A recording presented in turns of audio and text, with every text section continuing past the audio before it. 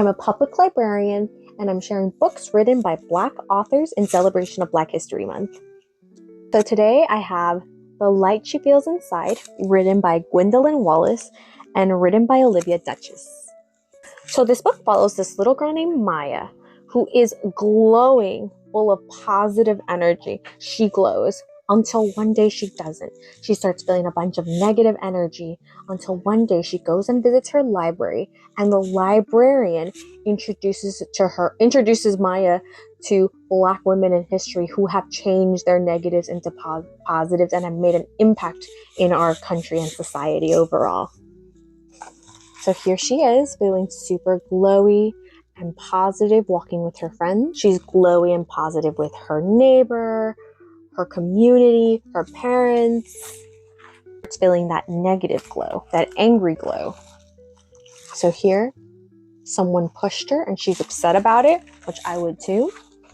And here, she's upset because she realizes that her cousin is being questioned by the police for no reason. And you start seeing her glow turn red. Her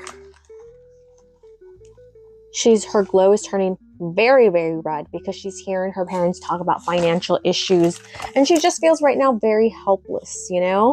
And I think that's really interesting when they brought for this page, because I feel like oftentimes adults don't realize that children are hearing everything, and they also get stressed and overwhelmed too. Here's where she visits her library, and that's when her librarian introduces her to influential Black women in history. So here she's learning, her glow is changing, she's getting it back. The act of protesting, being surrounded by so many wonderful Black women who have made a difference. And she uses that glow and uses it to harness some good. So here, they're talking about build community together, and she's bringing in a whole bunch of people together. So it's really nice. You know? And there's so many influential people that I didn't know, who they were until I read this book. So for example, we have Gwendolyn Brooks. She was born in 1997, but she passed in 2000. Gwendolyn Brooks showed readers how the lives of Black people glowed. She was a poet, writer, and teacher who was born in Kansas but grew up in Chicago. Brooke wrote her first poem at 7 years old. As an adult, she wrote poems and stories that explored the lives of Black people in cities. In 1950, she became the first Black woman to win a Pulitzer Prize with her book of poetry, Annie Allen.